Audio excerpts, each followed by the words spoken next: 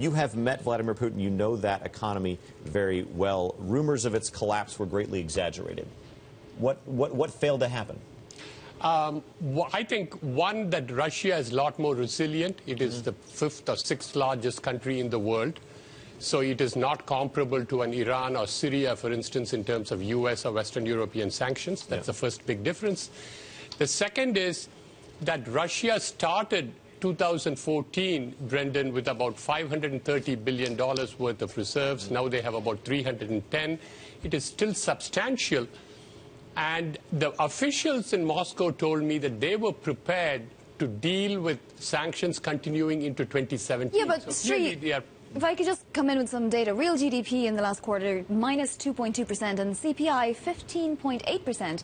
Ordinary average Russians aren't feeling what you're saying, are they? No, they are feeling the pain. It's clear that the situation is very difficult. And I came, from my last visit in February, Vonnie, I came away, my forecast is actually worse than the consensus. I'm looking for minus 5% for 2015. The consensus is probably more around minus 3%. So clearly, the inflation in prices, the fall in real wages, which is starting to take place, is helping. What is helping is that the Russian population is declining from 149 million toward 143, 144 million. So that in turn means the working age population is reduced and the real wages don't drop as much as what the inflation would. Okay, so there's the economic background. The reality is Mr. Putin is going to speak, and then he's going to speak with Charlie Rose. We wanted to figure out exactly what he's going to say, and what we should listen for. Robert Kaplan with us from HBS. If Mr. Putin was a case study at HBS, what would you emphasize that we should listen for this morning? Is which audience is he speaking to? So this is a very... Which is important for any CEO. Well, it's particularly important if you are if you're running Russia and you have the degree of control that he has. He's dealing with very, very difficult economic times domestically. It's tough for businesses to raise capital. The ruble's declining.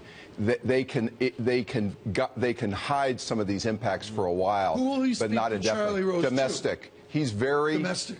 His first audience, I believe, is always the domestic audience because he's got to retain control.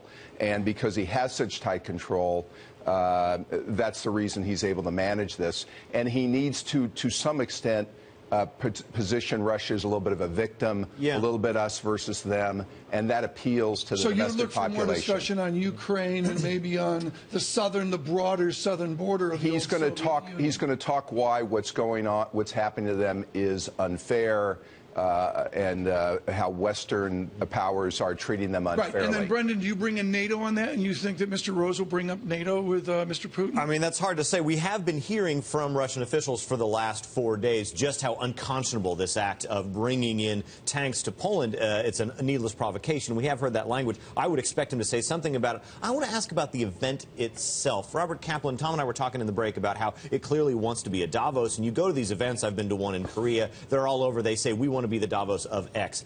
Are these just for the egos of the leaders of those countries, or do they provide an actual valuable forum? Well, you've got to remember, when this conference was started, it was with higher oil prices, it was pre-Ukraine, pre-sanctions, and it actually made some sense that they might be an emerging leader among growing economies. The sanctions, Ukraine has sort of taken the air out of this, and that's why this conference seems a little odder now than it might have 5 years ago. Yeah.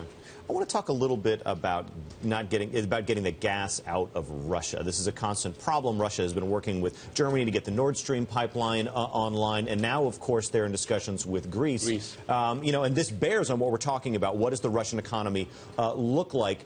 Is this politics or is this economics when they talk to Greece about this Turkish Stream pipeline? I think it is partly politics, partly economics, Brendan. On the political side, clearly, if Greece were to join with Russia and say that sanctions should not be extended when they expire in about a month's time, that would be a big victory for Russia. I don't think it's going to happen. That's one of the hopes that the Russians have. It's very much on the political side. On the economic side, despite the drop in reserves and the problem that Russia is having with lower oil prices, they still have a substantial amount of foreign exchange reserves when you compare with the crises of 1998 and 2009, and they have the ability to help Greece. The point here is, I don't think they will come to the assistance of Greece now just for Greece to turn around and give that money to the IMF or the European Union. Okay. Right. Once there is a default and you actually need new money to purchase medicines for Greeks, for instance, that's when the Russian money becomes important. Sri Kumar, thank you so much. Greatly Thank you. appreciate this with Sri Kumar, Global Economics.